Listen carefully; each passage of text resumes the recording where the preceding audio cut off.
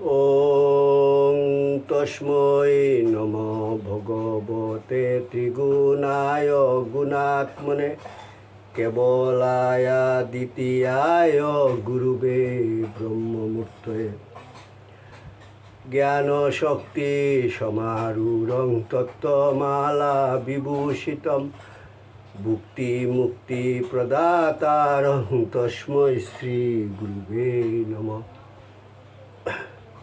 মুকং করোতি বাচালং পঙ্গুং লঙ্ঘয়তে গিরিম যৎকৃপা তমহং বন্দে পরমানন্দ মাধবম। জয় গুরু, জয় গুরু, জয় গুরু। আসামবঙ্গীয় সারস্বত মঠ প্রতিষ্ঠাতা সদ্গুরু শ্রী শ্রী 108 স্বামী নিগমানন্দ সরস্বতী পরমহংসদেবের অন্যতম শিষ্য শ্রীমৎ স্বামী শিবানন্দ সরস্বতী প্রণীত বৈদিক ধারা অনুযায়ী নূতন ভাষ্য এবং শাঙ্কর ভাষ্য, রামানুজ ভাষ্য ও মাধ্য ভাষ্য সহ ঈশু উপনিষদ গ্রন্থ থেকে পাঠ। ঠাকুর, তোমার শ্রী গ্রন্থ পাঠ তোমার শ্রীচরণেই সমর্পণ করিলাম। নত্তা নিগমানন্দস্য গুরু শ্রী পাদ পঙ্কজম তনুমি তৎকথামৃতম তপ্ত জীবন শীতলম। জয় গুরু, জয় গুরু, জয় গুরু। পূর্বপাঠের পর পূর্বে আমরা ঈশু উপনিষদের ষষ্ঠ মন্ত্রটি আলোচনা করেছিলাম। আজকের পঠিতব্য বিষয় ঈশু উপনিষদের সপ্তম মন্ত্র। যস্মিন সর্বাণি ভূতানি আত্মৈবা ভূ দীপ জানত তত্র কো মোহ ক শুক এক তমনু পশ্যত। অন্যয় যস্মিন অর্থ ব্রহ্ম, সর্বাণি ভূতানি সমস্ত সৃষ্টি, আত্মা এব অভূত যেন আত্মারূপেই প্রকাশিত হইয়াছে, বীজানত এব তমনু পশ্যত জ্ঞানীন। সৃষ্টির এই রহস্য যারা জানেন সেই সমস্ত অদ্বৈত দৃষ্টি সম্পন্ন জ্ঞানীদের মাঝে তত্র ক মোহ ক শুক। মোহই বা কি, সুখই বা কি? অনুবাদ: ব্রহ্মে প্রতিষ্ঠিত থাকিয়া সমগ্র সৃষ্টি প্রপঞ্চ যেন আত্মারূপে চেতন ধর্মী রূপে আত্মপ্রকাশ করিতেছে।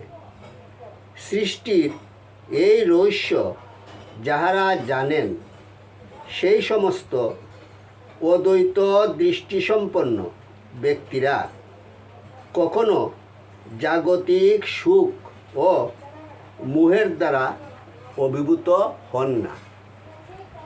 মন্ত্রভাষ্য: এই উপনিষদের ঋষি ব্রহ্মের চতুর্বিধ ভাবকে নানাভাবে নানা ছন্দে প্রকাশ করিবার চেষ্টা করিয়াছেন।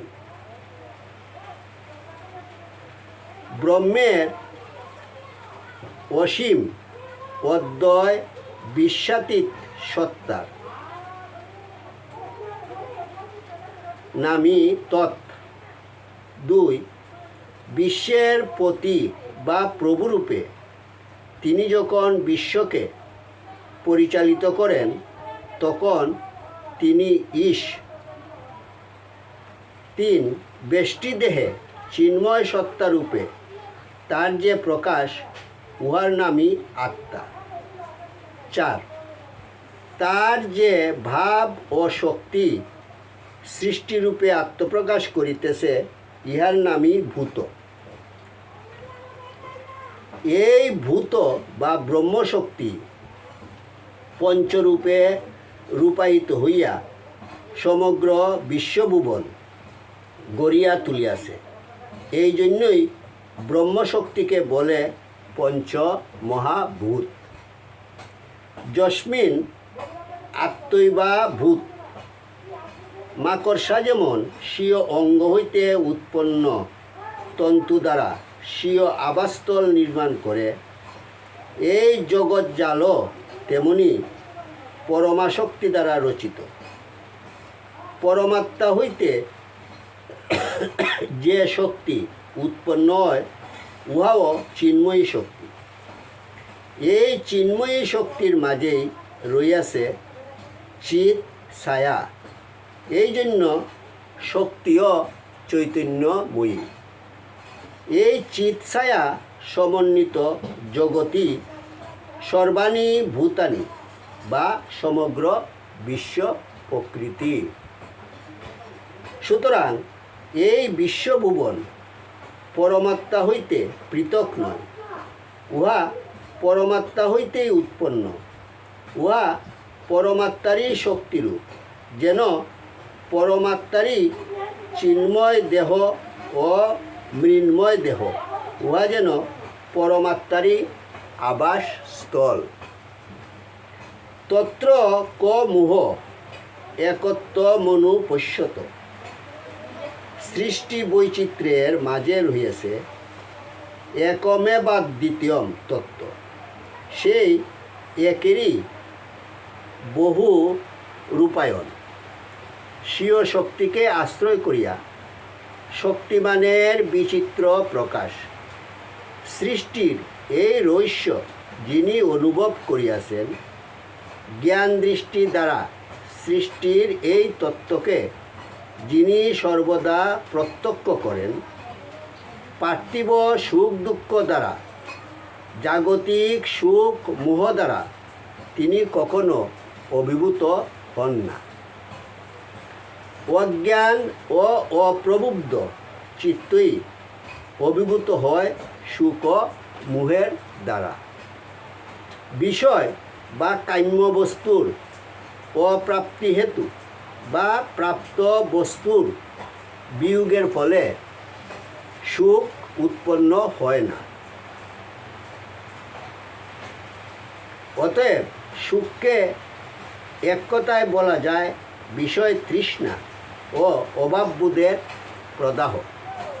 সুতরাং সুখ ও মোহ অজ্ঞানাচ্ছন্ন চিত্তবৃত্তি। আত্মজ্ঞানের আলোয় উদ্ভাসিত চিত্ত স্বভাবতই সুখ ও মোহের ঊর্ধ্বে অবস্থান করে।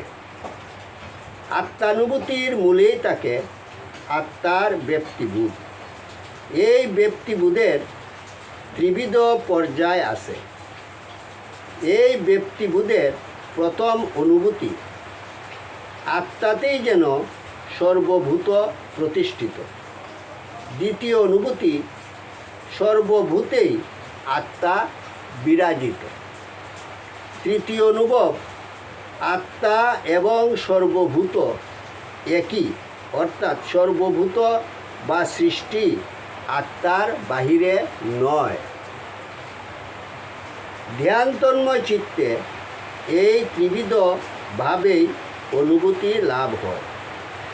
মন স্থির ও শান্ত হইলে, ধ্যান তন্ময় হইলে হৃদয়ের মাঝে এক অনন্ত বিস্তারের অনুভূতি জাগে। আত্মসত্তাকে তখন মনে হয় আকাশবৎ সর্বব্যাপী। এই আকাশের বুকে নক্ষত্রের মতো সৃষ্টির যেন উদয় ও অস্ত ঘটিতেছে।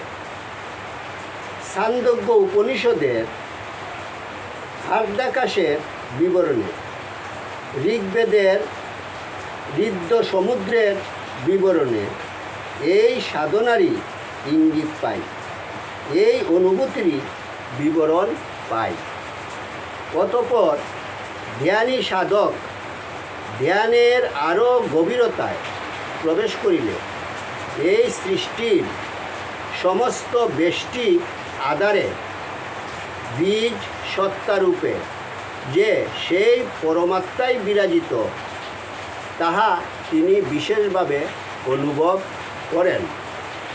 ধ্যান আরও গভীর হইলে বিশ্বাতীত সত্তা বিশ্ব ও ব্যক্তি সত্তাকে একই অদ্বৈত সত্তার ভিতর গ্রথিত বলিয়া অনুভব হইতে থাকে।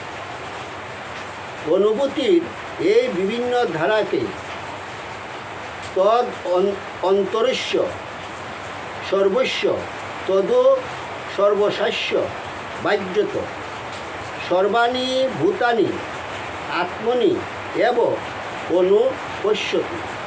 সর্বাণি ভূতানি আত্মৈবা ভূত প্রভৃতি মন্ত্রে ঋষি প্রকাশ করিবার চেষ্টা করিয়াছেন। এই পরমাত্ম সমুদ্রে একবার অবগাহন করিতে পারিলে ব্যক্তি সত্তার সমস্ত মলিনতা দূর হইয়া যায়, অন্তরাত্মার সুখমোহ বিদ্রুত হয়। তখন মন বুদ্ধির সম্পূর্ণ রূপান্তর ঘটে। পরশমণির স্পর্শে ব্যক্তি সত্তাও যেন অমৃতস্বরূপ হইয়া ওঠে। ব্রহ্মবিদ ব্রহ্মৈব ভবতি, এই অনুভূতি সম্পন্ন ব্যক্তিদেরই বলা হয় জীবনমুক্ত পুরুষ, ব্রহ্মজ্ঞ পুরুষ বা ব্রহ্মবিদ। এই সমস্ত ব্রহ্মজ্ঞ পুরুষের মন সর্বদা সুখ ও মোহের ঊর্ধ্বে অবস্থান করে। ক্রমশ পাঠ করা হইবে। ওং যদস্করং পরিভ্রষ্টং মাত্রাহীনং চ যদ্ভবেৎ তৎসর্বং ক্ষমতাং দেব প্রসীদ পরমেশ্বর। সর্বে ভবন্তু সুখিনো সর্বে সন্তু নিরাময়া সর্বে ভদ্রাণি পশ্যন্তু মা কষ্টিত দুঃখভাগ ভবেৎ। ওং শান্তি শান্তি শান্তি হরি ওম তৎসৎ।